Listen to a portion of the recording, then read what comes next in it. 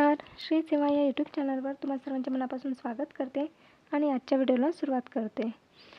आज आपण श्राद्धाचे प्रकार किती आहेत तर त्याविषयी माहिती घेणार आहोत. तसेच श्राद्ध पक्षाविषयी जी काही बरीचशी माहिती आहे तर ती आज मी या व्हिडिओमध्ये सांगणार आहे.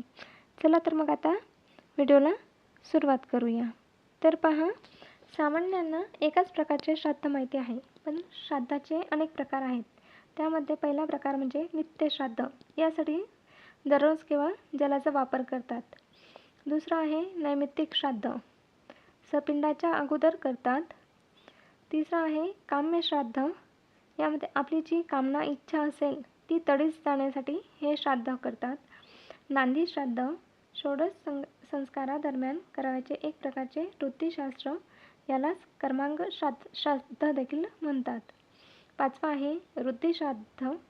विवाहाच्या मंगल कार्याप्रसंगी करावयाचे हे श्राद्ध आहे.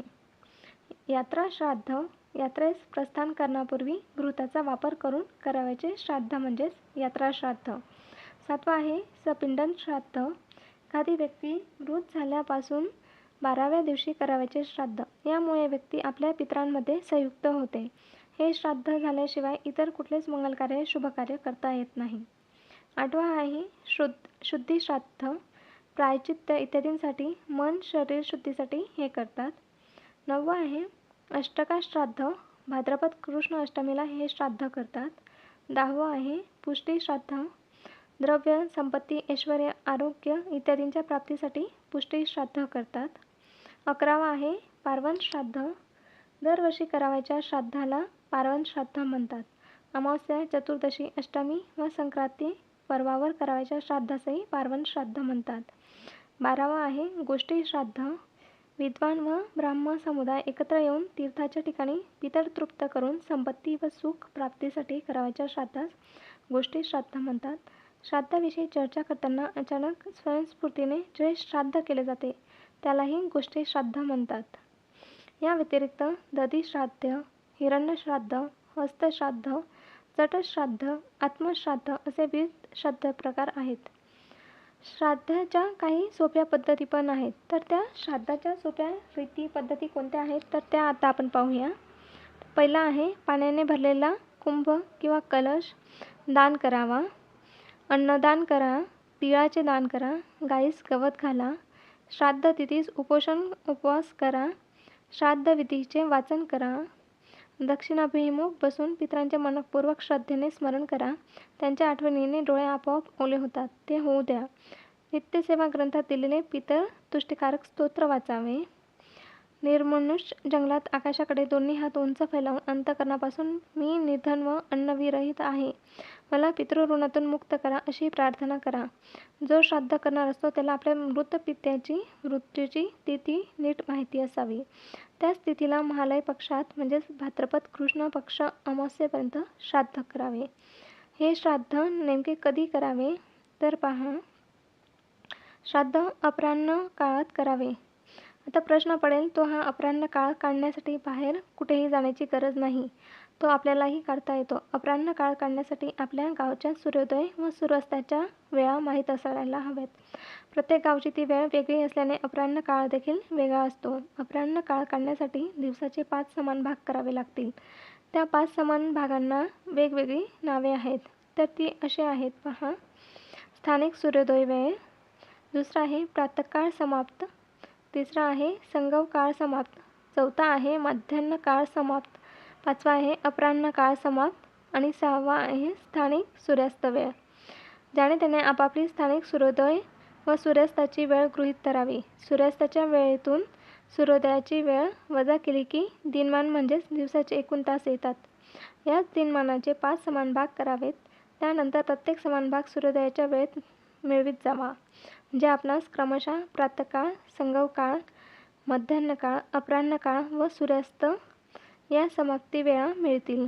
त्यातील अपराह्न काळ महत्त्वाचा. उदाहरणार्थ, आपल्या गावाचा सूर्योदय सकाळी 6 वाजता व सूर्यास्त सायंकाळी 6:30 वाजता असेल तर दिवसाचे तास झाले 12:30. त्याचे 5 समान भाग केले तर 2.5 तासांचा एक भाग होतो. सूर्योदयाच्या वेळेत पहिले 2.5 तास मिळवले की मिळेल प्रातःसमय.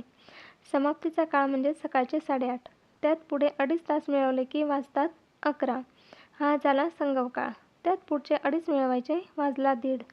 हा झाला मध्यान्ह काळ. त्यात पुढचे 2.5 मिळवले की वाजतात 4, म्हणजेच दुपारी 1:30 ते 4 हा झाला त्या गावचा अपराह्न काळ, ज्यावेळी कावघास टाकणे प्रशस्त मानले जाते. कावघास टाकण्यासाठी मध्यान्ह काळ समाप्ती वेळेपासून अपराह्न काळ समाप्तीपर्यंतचा काळ प्रशस्त असतो. श्राद्ध म्हटले की लोकांना अनेक प्रश्न पडतात. एखाद्याचा मृत्यू अधिक मासात झाला असेल तर, श्राद्ध तिथीला ग्रहण असेल तर श्राद्धाचे भोजन करावे की नाही? जिथे प्रश्न आहे तिथे उत्तरही आहे. तर पहा, एखाद्याचा मृत्यू अधिक मासात झालेला असतो, पण तरी त्याचे वर्ष श्राद्ध मात्र अधिक मास ज्या महिन्यात असेल त्या नेहमीच्या महिन्यातच करावे. ग्रहण काळात श्राद्ध येत असेल तर ग्रहणवेदाच्या काळात हिरण्य श्राद्ध करावे. माता पिता जिवंत असताना इतर ठिकाणी श्राद्धांचे भोजन करावयास जायला कोणतीही हरकत नसते. श्राद्धवेळी साधू संन्यासी योगी पुरुषांना भोजन दिल्यास पितर अधिक संतुष्ट होतात. अनेकांना श्राद्धाच्या वेळी गोत्र माहीत नसते, मग त्यांनी श्राद्ध करताना कश्यप गोत्र उच्चारावे. अनेक पितरांची नावे माहीत नसतात किंवा वयोमानाने आठवत नसतात, मग अशा वेळी पुरुष पितरांसाठी देवांची नावे घ्यावीत व स्त्री पितरांसाठी नद्यांची नावे घ्यावीत. गरुड पुराणातील 12व्या अध्यायात 70 व 71 क्रमांकाचा एक श्लोक आहे, तो असा: तस्मात् पुत्रेण कर्तव्य षोडशत्रयम् भर्तुर्वा कुरुते पत्नी तस्या श्रयो हन्यन्तकं समरेतस्य या पत्यु कुरुते चौर्धवदैहिकं क्षयाय पाक्षिकं श्राद्धसा सतीत्युच्यते मया. याचा अर्थ असा आहे, जिला संतान नाही तिने पती हयात नसताना स्वतः श्राद्ध केले तरी चालते. वडील हयात असताना पुत्राची आजोबा पंजोबा यांच्यासाठी तीर्थश्राद्ध करायची इच्छा असेल तर त्याने त्यासाठी पित्याची परवानगी घ्यावी. पित्याच्या परवानगीशिवाय त्याने ते श्राद्ध करू नये. तर अशी ही माहिती होती. ही माहिती तुम्हाला कशी वाटली ते कमेंटमध्ये नक्की सांगा. तसेच व्हिडिओला लाईक व शेअर करा आणि चॅनलला सबस्क्राईब करून बेल आयकॉनवर ऑलसाठी क्लिक करा, म्हणजे पुढे येणाऱ्या व्हिडिओची नोटिफिकेशन तुम्हाला मिळेल. धन्यवाद.